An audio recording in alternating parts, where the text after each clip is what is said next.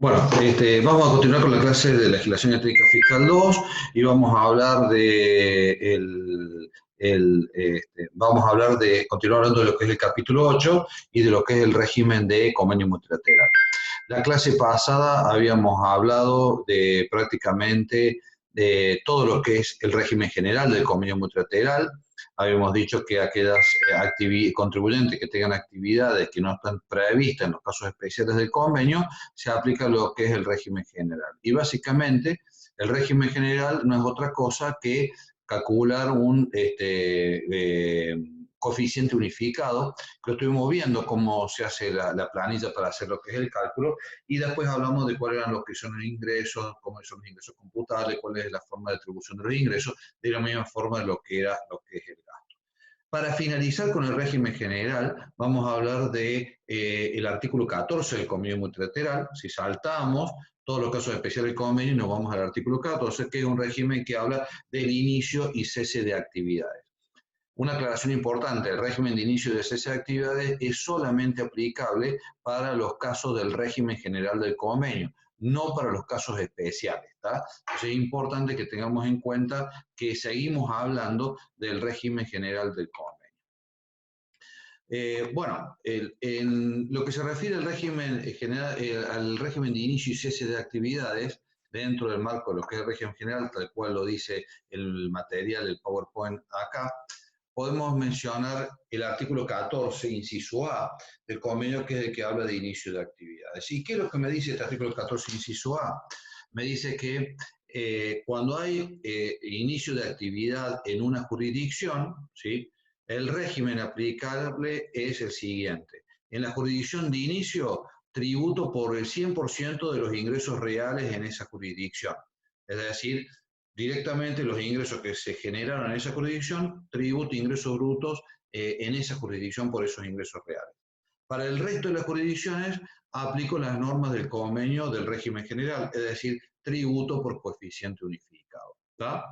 Si yo soy un contribuyente que estoy inscrito en Córdoba y Santa Fe y me doy de alta en la jurisdicción de provincia de Buenos Aires, entonces, por provincia de Buenos Aires tributaré por los ingresos reales en provincia de Buenos Aires.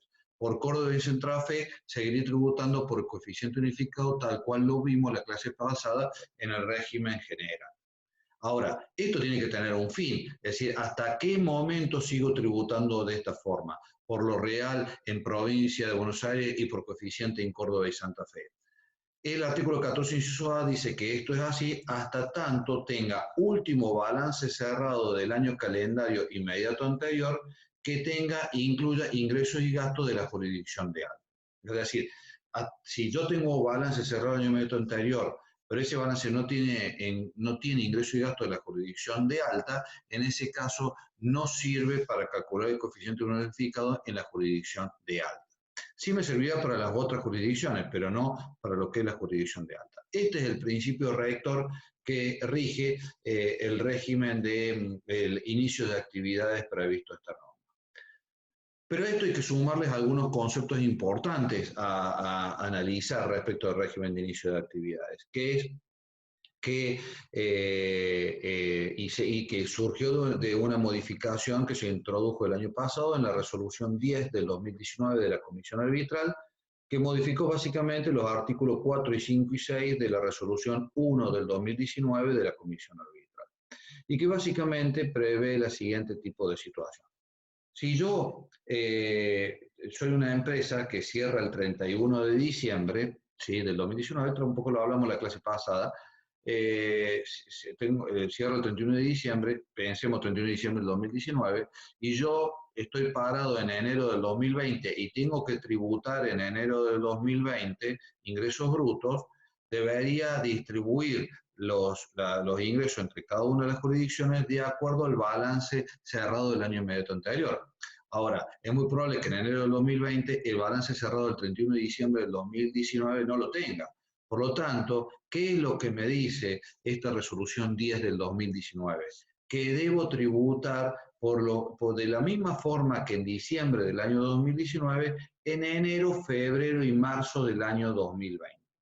Y en abril del año 2020, cuando yo ya tengo el balance cerrado el 31 de diciembre del 2019, Recuerden que abril del 2020, la declaración jurada vence aproximadamente el 15 de mayo del 2020, por lo tanto yo ya en mayo del 2020 tengo que tener el balance el 31 de diciembre del 2019. En ese caso, ya puedo calcular el coeficiente unificado aplicable el año 2020. Entonces, ese coeficiente unificado lo voy a aplicar tanto para los ingresos de abril como también para los ingresos acumulados de enero, febrero y marzo, de tal forma que ajusto las bases imponibles que vine declarando, entre comillas, incorrectamente o mal, porque tomé el coeficiente del año 2019. ¿Tá? Esto es lo que dice esta resolución 10 del año 2019. Que también, ¿qué otra cosa aclara? Aclara que si yo a enero del año 2020 tengo posibilidad de calcular el coeficiente unificado aplicable al año 2020, debo aplicar ese coeficiente unificado para el año 2020 a partir de enero. Y hago enero, febrero, marzo y así sucesivamente hasta llegar a diciembre del año 2020. Vale decir que no tengo que hacer ningún tipo de ajuste en abril. ¿Por qué? Porque yo ya tengo la posibilidad de calcular el coeficiente desde enero. Esto sería lógico si, por ejemplo, una empresa cerrara el 30 de junio. Entonces, si una empresa cerrara el 30 de junio del año 2019, yo a enero del año 2020 ya puedo tener el balance. Si ya tengo el balance, puedo calcular el coeficiente unificado a partir de enero del año 2020. Por lo tanto, a partir de allí, yo ya calculo el coeficiente del 2020 y lo aplico para la DJ de enero, de febrero, de marzo, etcétera, etcétera. La resolución 10 establece esto siempre y cuando yo puedo tener el coeficiente unificado del 2020 en enero del 2020.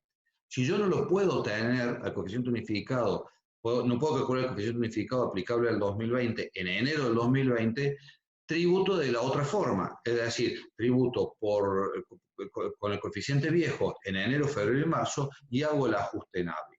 Es decir, que por más que en febrero pueda haber obtenido el coeficiente del año 2020 o en marzo, no me interesa. Me interesa el mes de enero. Si en enero lo puedo obtener el coeficiente unificado para el año 2020, lo aplico desde enero en adelante. Y no hago ningún tipo de ajuste de la base en abril. Ahora, si en enero no lo puedo obtener, sí o sí voy a enero, febrero y marzo a aplicar el coeficiente viejo o del año inmediato anterior y recién en abril hago el ajuste parcial. ¿Está claro? ¿Sí? Es bastante engorroso este cambio que se ha introducido, pero es la forma en la cual está previsto en la normativa.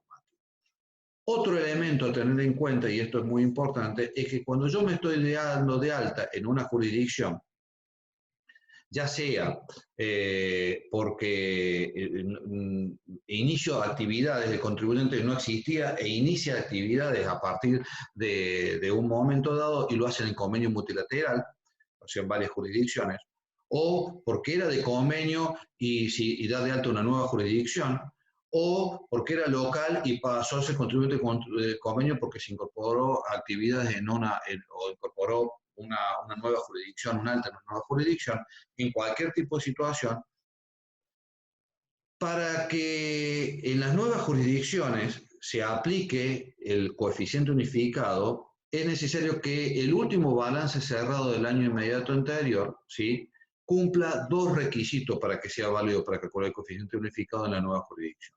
Primero, que tenga ingresos y gastos en las jurisdicciones de alta. Creo que eso lo decía el artículo 14, inciso A, también lo dice el artículo 4, 5 y 6 de la resolución 1 del 2019 de la Comisión Arbitral.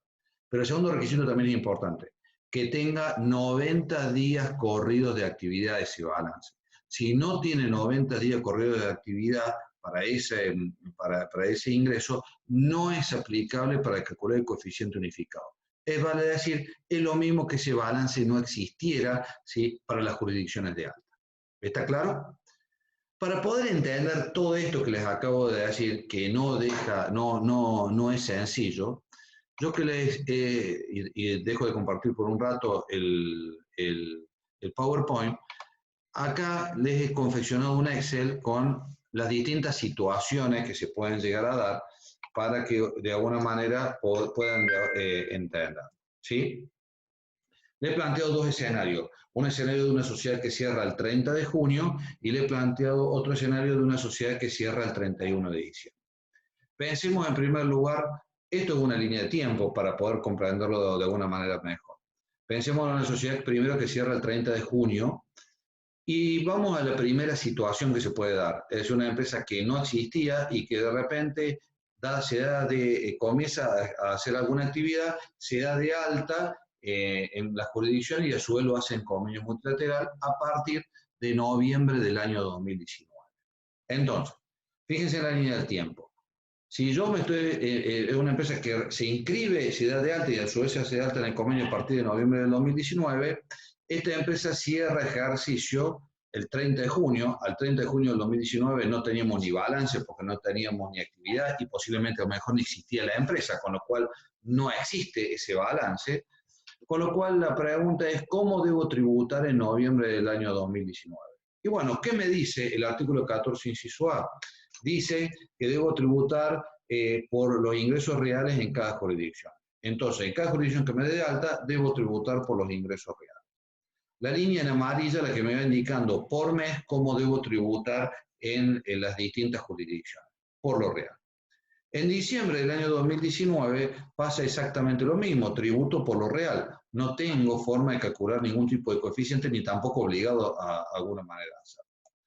Ahora me paro en enero del año 2020 y yo acá me pregunto, ¿tengo balance cerrado, último balance cerrado el año inmediato anterior? La respuesta es que no, porque es una empresa que nació en noviembre del año 2019. Por lo tanto, no tengo balance. Si no tengo balance, ¿puedo calcular coeficiente unificado? No. Por lo tanto, sigo tributando de la misma forma que el año inmediato anterior, es decir, tributo por lo real.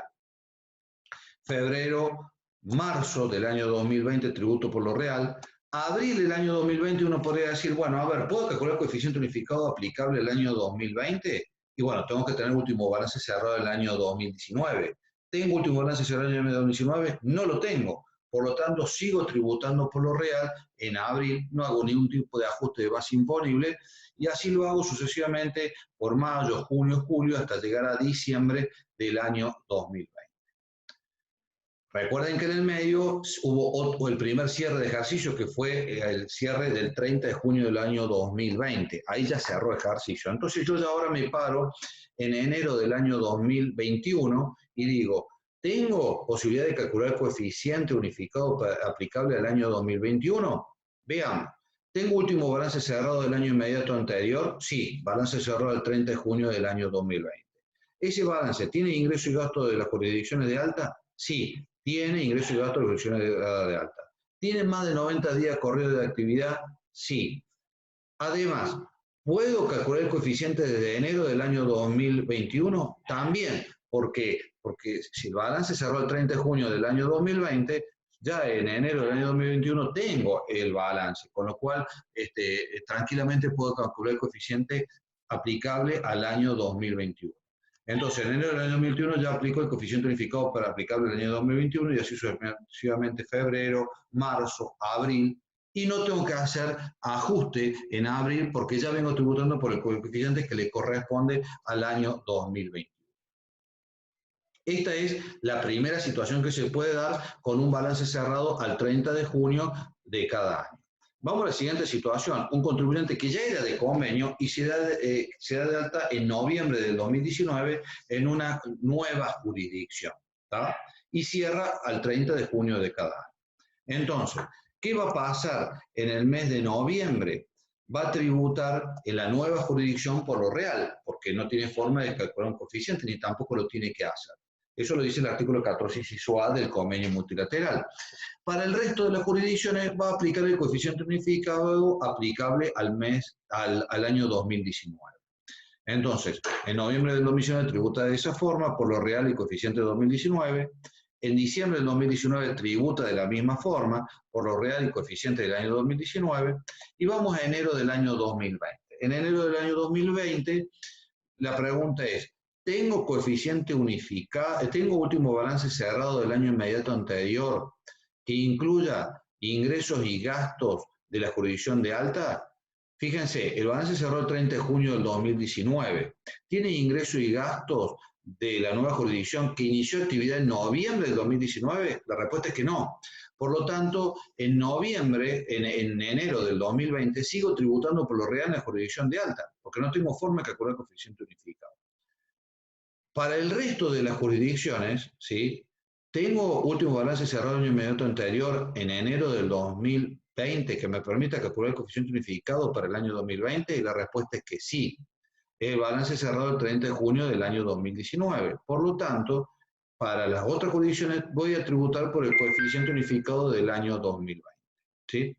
Así tributaré en enero, en febrero por lo real y coeficiente del 2020, en marzo por lo real y coeficiente del año 2020, en abril, ¿hay algún cambio? No, porque lo único cambio que puede haber es que yo tribute por coeficiente en la nueva jurisdicción y eso sabemos que no lo voy a poder hacer porque el balance del año inmediato anterior no sirve. Entonces sigo tributando por lo real y coeficiente del año 2020 hasta diciembre del 2020. En enero del año 2021 me vuelvo a parar y digo, a ver, ¿tengo último balance cerrado en el inmediato anterior que tenga ingresos y gastos de las nuevas jurisdicciones? ¿De la nueva jurisdicción? Sí.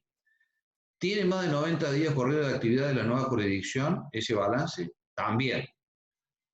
Ese balance lo tengo a enero del 2021 para calcular el coeficiente aplicable al año 2021, también. Por lo tanto, ya en el año 2000, en enero del 2021, tengo coeficiente unificado tanto en la nueva jurisdicción como en las jurisdicciones anteriores para calcular el impuesto sobre el ingreso.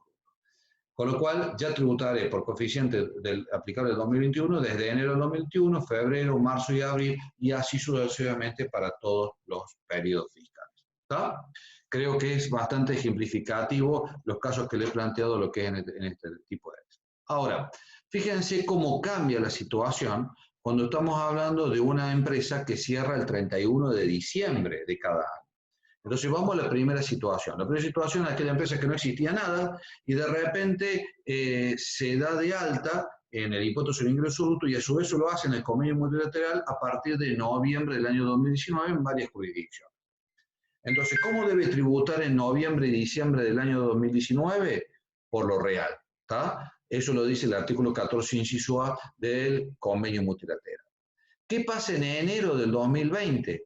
En enero del 2020 me paro y digo, a ver, tengo último balance cerrado del año inmediato anterior, a ver, el balance cerró el 31 de diciembre del año 2019.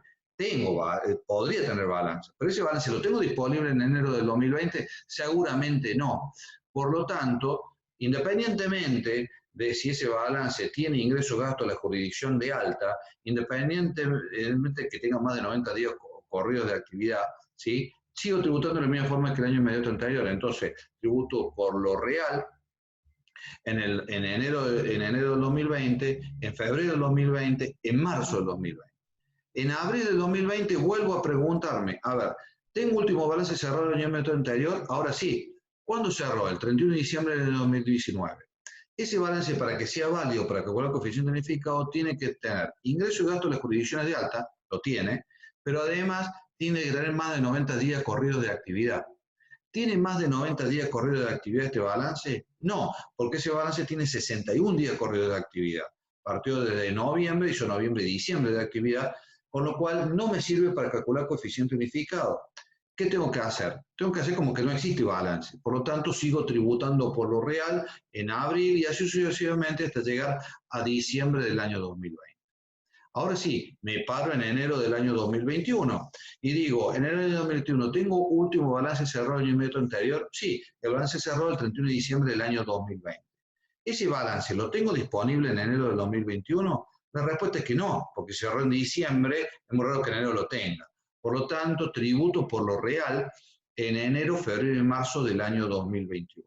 Es decir, de la misma forma que el año inmediato anterior. Ahora, ¿qué pasa en abril? ¿Tengo posibilidad de calcular el coeficiente unificado para el año 2021? Y bueno, veamos. A ver, tengo último balance cerrado el año inmediato anterior, ¿cuál es? El balance cerrado al 31 de diciembre del año 2020. ¿Ese balance tiene ingreso y gasto de todas las jurisdicciones de alta? La respuesta es que sí. Además, ¿tiene más de 90 días corridos de actividad? La respuesta es que sí. Entonces, este balance es válido para calcular el coeficiente unificado aplicable al año 2021. Entonces, en abril del año 2021, tendré en cuenta la base imponible de abril del 2021 más la de enero, febrero y marzo, para hacer el ajuste de las bases de enero a marzo y de esa forma ajustarlo al coeficiente unificado del año 2021. A partir de allí, En febrero, en mayo del año 2021, tributo por coeficiente del 2021 y así sucesivamente hasta diciembre del año 2021. Y allí continuaremos con todo el proceso común y corriente. Vamos a la segunda situación. ¿Qué hubiera pasado si tenemos una empresa que cierra el 31 de diciembre, pero ya era de convenio multilateral y se da de alta en una nueva jurisdicción? Y esa nueva jurisdicción se da de alta a partir de noviembre del año 2019. Entonces, fíjense, en noviembre del año 2019 tributo por lo real y por coeficiente del 2019 en las jurisdicciones anteriores. Así tributaré en noviembre, en diciembre, y me paro en enero del 2020. En enero del 2020 digo, ¿tengo posibilidad de tener último balance cerrado del año anterior para calcular el coeficiente unificado en enero del año 2020? La respuesta es que no. Por lo tanto, sigo tributando de la misma forma. Por lo real en la jurisdicción de alta y por el resto de las jurisdicciones por el coeficiente del año 2019. Y así tributaré enero, febrero y marzo del año 2020. En abril del año 2020 me voy a parar y voy a decir, bueno, ¿puedo calcular coeficiente unificado en todas las jurisdicciones? Veamos. En la jurisdicción de alta, para que pueda calcular coeficiente unificado, el último balance cerrado del año anterior, es decir, cerrado el 31 de diciembre del 2019, tiene que tener ingreso y gasto de todas las jurisdicciones, incluida la de alta, y a su vez tiene más de tener 90 días corrido de actividad. No lo tiene. Por lo tanto, no me sirve para calcular coeficiente unificado en la jurisdicción de alta. Sigo tributando por lo real. Ahora, por el resto de las jurisdicciones, sí tengo último balance cerrado del año inmediato anterior, que me permite calcular el coeficiente unificado aplicable para el año 2020. Por lo tanto, utilizo este nuevo coeficiente para las jurisdicciones anteriores y hago el ajuste de la base imponible de enero, febrero y marzo para las jurisdicciones que ya existían, no para la nueva jurisdicción. Así tributaré por lo real en la nueva jurisdicción y por coeficiente del 2020 el resto del año hasta llegar a diciembre del año 2020. Cuando hago enero del año 2021, me vuelvo a detener y digo, ¿tengo último balance cerrado del año inmediato anterior que permite calcular el coeficiente unificado? La respuesta es que no, porque el balance cerrado el 31 de diciembre del año 2020 y estoy parado en enero del año 2021. Entonces, en ese caso, sigo tributando igual que en el mes anterior, es decir, por lo real, en la jurisdicción nueva, y por coeficiente unificado del año 2020 en las jurisdicciones anteriores. Y así tributaré enero, febrero y marzo. En abril del año 2021 me pararé y diré, ¿tengo posibilidad de calcular el coeficiente unificado en todas las jurisdicciones? Bueno, el último balance cerrado del año inmediato anterior, el balance cerrado el 31 de diciembre del año 2020. Ese balance tiene ingreso y gasto de todas las jurisdicciones, incluida la de alta, tiene más de 90 días corrido de actividad, por lo tanto, y lo poseo en abril del año 2020 el balance. Por lo tanto, puedo calcular el coeficiente unificado para el año 2021 en todas las jurisdicciones, incluida la de alta. Ahora, por enero, febrero y marzo, deberé hacer el ajuste de la base imponible para ajustarlo al coeficiente unificado del año 2021. Y a partir de mayo del año 2021 hasta diciembre del 2021, aplicaré el coeficiente del año 2021 respectivamente. ¿Está claro? Creo que con este ejercicio o estos ejemplos uno puede entender más prácticamente lo que dicen la resolución 10 del 2019 de la Comisión Arbitral y los artículos 4 y 5 y 6 de la resolución 1 del 2019 de la Comisión Arbitral, a lo cual obviamente los invito a leer, pero que con este cuadro que les he dicho va a ser mucho más fácil que lo puedan llegar a entender. De vuelta, dejo de compartir este archivo y vuelvo al PowerPoint. En el PowerPoint para finalizar con el régimen de inicio de actividades, habíamos hablado de que cuándo debe considerarse inicio de actividades. Es una gran pregunta que se puede hacer en este caso. Entonces, en principio, si el sustento territorial me lo da el gasto, entonces uno podría decir de qué inicio de actividades cuando hay gasto en una jurisdicción. Obviamente, en la medida de que ese gasto tenga la envergadura necesaria para llevarme al convencimiento de que realmente hay ejercicio de actividad en esa jurisdicción por parte de un contribuyente. Ahora, hay excepciones a esta regla general y esto generalmente ocurre con lo que denominamos gastos de preapertura. ¿Qué es el gasto de preapertura? Es básicamente cuando una empresa, por ejemplo, gasta para construir una sucursal, pero no la terminó de construir. Es decir, está construyendo una sucursal. Esa sucursal, cuando se termine y se habilite, recién va a generar ingresos. Entonces, cuando yo estoy armando la sucursal, estoy construyendo la sucursal, estoy teniendo gastos. Entonces uno podría decir, hay sustento territorial en esa jurisdicción y debo dar de alta a esa jurisdicción, ¿no es cierto? Ahora, si de acuerdo al artículo 14, inciso A del convenio, debo tributar por los ingresos reales en esa jurisdicción, como ese sucursal todavía no está habilitada, no es generadora de ingresos. Entonces los ingresos de esa jurisdicción van a ser cero. Y esto es lo que vieron algunas jurisdicciones provinciales y fueron a plantearlo a la Comisión Arbitral. Y hay dos casos de la Comisión Arbitral, la causa Uchan Argentina, perdón, primero de la causa Walmart, de la Comisión Arbitral del año 1998 y después la causa Uchan Argentina del año 2003. En ambos se trataba de situaciones parecidas. Estaban construyendo una sucursal, ¿sí?, donde todavía no estaba habilitada, entonces se dieron de alta en la jurisdicción donde construyeron la sucursal, pero como no tenían ingresos, la base imponible era cero. ¿Qué dijo la Comisión Arbitral? No, señores, no es necesario, no solamente tiene que existir gasto, sino que ese gasto tiene que ser generador de ingresos. Entonces, hasta tanto no haya apertura de sucursal, hasta tanto esa sucursal no genere ingresos, no se dé de alta en la jurisdicción donde está desarrollando ese tipo de inversión. ¿Está? De tal manera que esto cambia un poco lo que veníamos hablando del principio de sustento territorial, pero solamente cuando hay inicio de actividad. ¿Qué pasa cuando hay cese de actividad? Acá tenemos que remitirnos al artículo 14, inciso B del convenio multilateral, y este artículo 14, inciso B dice que en el caso de que haya cese de actividad en una jurisdicción de un contribuyente que estaba en convenio multilateral, lo que hay que hacer es recalcular el coeficiente. ¿Qué significa recalcular el coeficiente? El coeficiente unificado del año al cual lo estoy aplicando, lo que tengo que hacer es eliminar los ingresos y gastos computables de la jurisdicción de baja, y de esa forma recalcular el coeficiente con solamente los ingresos y gastos computables de las jurisdicciones que sigan con actividad. De esta forma voy a tener un nuevo coeficiente, y ese nuevo coeficiente se aplica a partir del primer día del mes siguiente al cual se produjo la baja. ¿Está? Un tema importante es qué debe considerarse baja. Para el convenio multilateral, baja es cuando producido tal hecho, es decir, ya no tengo gastos en esa jurisdicción y no existen ingresos atribuibles a la misma, se haya comunicado formalmente la baja a la autoridad de aplicación. Ojo con este tema, porque muchas veces cuando uno deja de tener actividad en una jurisdicción, dice, bueno, sigo, declaro coeficiente cero y chao, se acabó lo que es el problema. Ojo, que para nivel provincial no es tanto el inconveniente, pero a nivel municipal siguen devengándose los mínimos. Y si yo no me doy de baja en esa jurisdicción, por más que mi coeficiente sea cero, debo pagar los mínimos. Cuando en realidad no debería pagarlo porque no tengo más actividad en esa jurisdicción. Entonces, ojo con este tema, por lo que solicitamos que presten atención a esta definición. ¿Tá? No solamente no tiene que haber más gastos ni ingresos atribuibles a esa jurisdicción, sino también debe haberse producido la comunicación formal al organismo de aplicación, o sea, la jurisdicción sede donde debe aplicarse el convenio. ¿Tá?